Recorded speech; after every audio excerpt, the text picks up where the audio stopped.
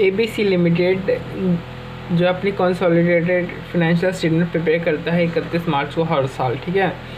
और 1 जुलाई 2017 को जो एबीसी लिमिटेड है उसने जेकेएल लिमिटेड का 75% इक्विटी एक्वायर कर लिया, यानी एक तरीके से पूरा जो एबीसी लिमिटेड है उसने जेकेएल लिमिटेड के ऊपर अपना कंट्रोल एस्टेब्लिश कर लिया। तो जेकेएल लिमिटेड है उसके पास इशूड शेयर कितने थे? 1 करोड़ 20 लाख के इशूड शेयर थे। ये वैल्यू नहीं बता रहा हूँ, नंबर ऑफ शेयर्स है 1 करोड़ 20 लाख, ठीक है। परचेज कंसिडरेशन ने क्या क्या पे किया वो यहाँ पे नीचे बता रखा है। उसने वो कह रहा है कि उसने जो 75% जो एक्वायर किया, जो टोटल शेयर जो उसने किया उसका 75% एक्वायर किया, और हर शेयर जो भी शेयर जितना शेयर उसने एक्वायर किया उसके हर 3 शेयर के बदले उसने जो है 2 शेयर दिया, ठीक है। और एबीसी लिमिटेड की उस एक्विजिशन के समय पे जो एक शेयर की जो वैल्यू मार्केट वैल्यू थी वो 6.5 रुपये थी, और जो जेके लिमिटेड की वैल्यू थी वो 6 रुपये थी। और 30 जून 2018 को जो एबीसी लिमिटेड है वो कैश पेमेंट करेगा 71,50,000 रुपये का to the shareholders of जो JKL limited who sold their shares to ABC limited. जो एबीसी लिमिटेड है उसने 1 जुलाई को बोला कि मैं आपको 30 जून 2018 ठीक 1 साल बाद में आपको 71,50,000 रुपये का पेमेंट करूंगा, शेयर होल्डर्स को बोला, ठीक है। और 1 जुलाई 2017 को जो एबीसी लिमिटेड है उसको एनुअल बोरोइंग के ऊपर 10% की रेट पे करनी पड़ती है, यानी एक तरीके से उसने बोला कि ये जो पैसे हैं 71,50,000 रुपये ये मेरे ऊपर उधारी हैं, है ना। आपने मेरे को अपने शेयर बेच दिए, लेकिन मैं आपको जो पैसे हैं वो 1 साल बाद दूंगा, और कितने दूंगा? 71,50,000 रुपये।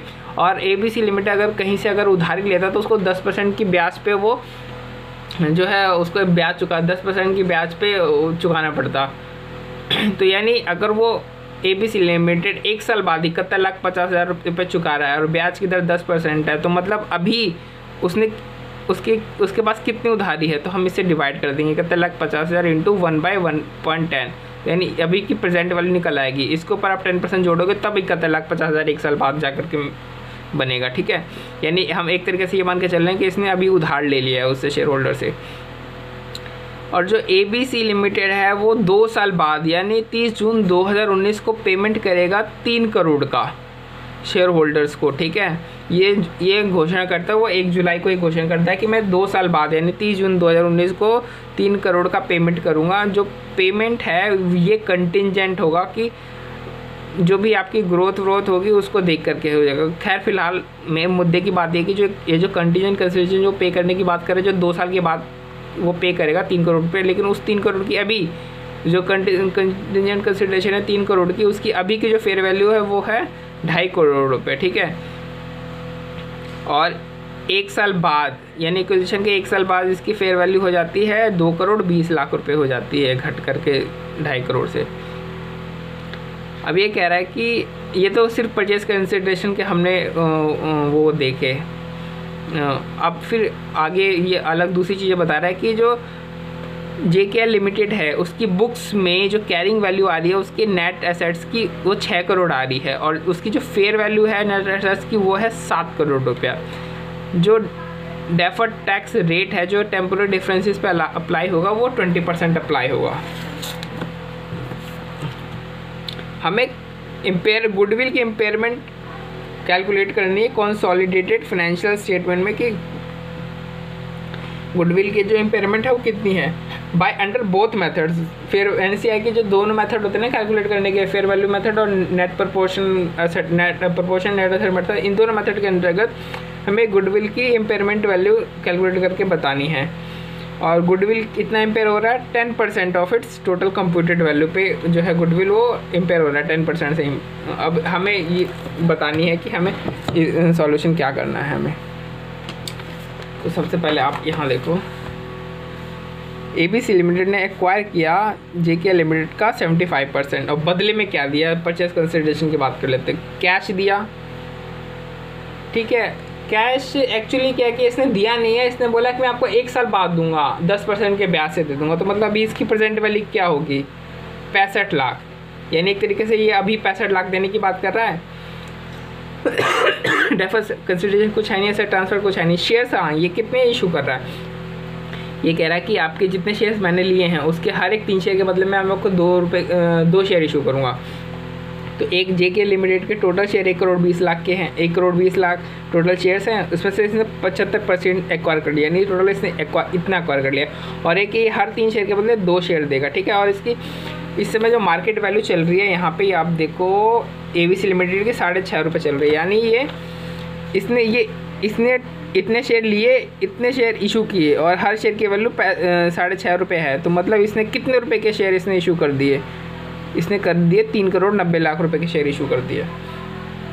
फिर कंटीजेंट कंसिडरेशन, ये कहता है कि यहाँ पे कि मैं आपको ये कह नहीं रहा था यहाँ कि मैं आपको 3 करोड़ दूंगा 2 साल बाद दूंगा, लेकिन 3 करोड़ तो 2 साल बाद दोगे, लेकिन अभी की उसकी फेयर वैल्यू क्या है, उस कंसिडरेशन की, उस 3 करोड़ की अभी की फेयर वैल्यू 2.5 करोड़ है। तो यहाँ पे हम 2.5 करोड़ लिख देते, तो ये अभी सारी जो वैल्यूज आ रही है अभी वाली आ रही है। तो अभी इसने टोटल कितना पेमेंट किया है, परचेस कंसिडरेशन इसका कितना है, 7,05,00,000 रुपये का टोटल इसका बनता है, ठीक है।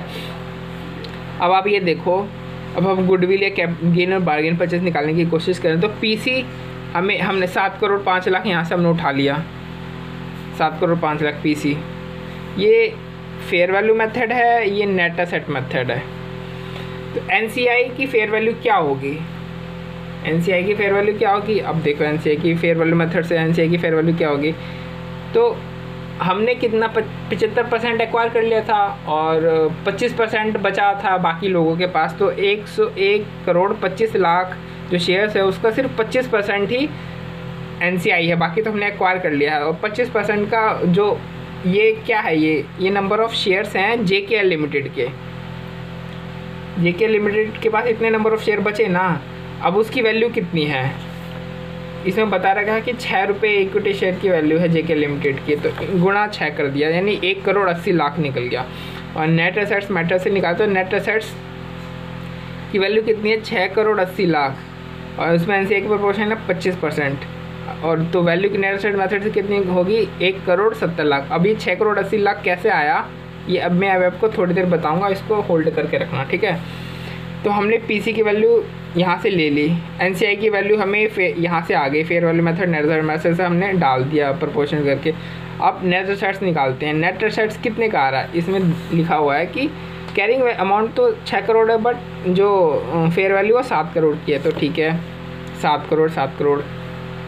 बट ये भी तो आगे लिखा है ना कि इसके ऊपर डेफर जो टेम्परेरी डिफरेंसेस आ रहे हैं फेयर वैल्यू कैरिंग वैल्यू पे, उसके ऊपर डेफर टैक्स जो है अप्लाई होगा 20% के हिसाब से, यानी फेयर वैल्यू देखो ज़्यादा है कैरिंग एसेट्स कैरिंग अमाउंट से, उसके ऊपर 20% लगाना है, तो कितने ज़्यादा है, 1 करोड़ ज़्यादा है, 1 करोड़ के ऊपर 20% लगाओगे तो 20 लाख रुपए, यानी कंपनी को पे करना है। कंपनी ने अपने एसेट की वैल्यू ज़्यादा दिखा दी, तो अब कंपनी को जो रिवैल्यूएशन हुआ है, रिवैल्यूएशन जो गेन हुआ है उसके ऊपर कंपनी को 20% का टैक्स देना है, यानी 20 लाख रुपए का टैक्स देना है, यानी कंपनी की लायबिलिटी बन जाती है।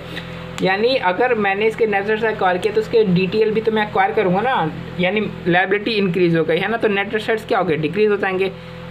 तो डिक्रीज़ करने के लिए हमने चूँकि यहाँ फॉर्मूले में नेट एसेट्स को हमने प्लस कर रखा था, माइनस कर रखा था, तो डिक्रीज़ करने के लिए हमने यहाँ पे प्लस का साइन डाल दिया। वैसे फॉर्मूला आगे जाकर मैं थोड़ा सा रीअरेंज कर दूँगा ताकि सब ठीक हो जाए।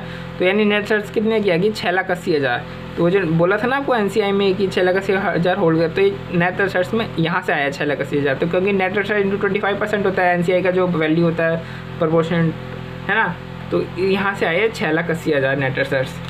तो नेट एसेट्स की ये है नेट एसेट्स, है ना, 6,80,000 डाल दिया, आ गया आंसर।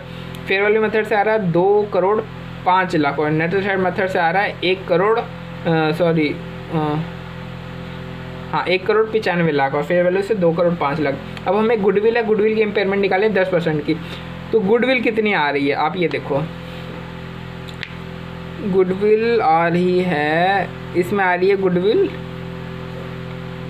2,05,00,000 की, इसमें 1,95,00,000 का गुडविल 10% इम्पेयर होता है। इसका 10% क्या हुआ, इसका 10% हुआ ये देखो, इसका 10% 205 1 2 3 4 195 1 2 3 4, यानी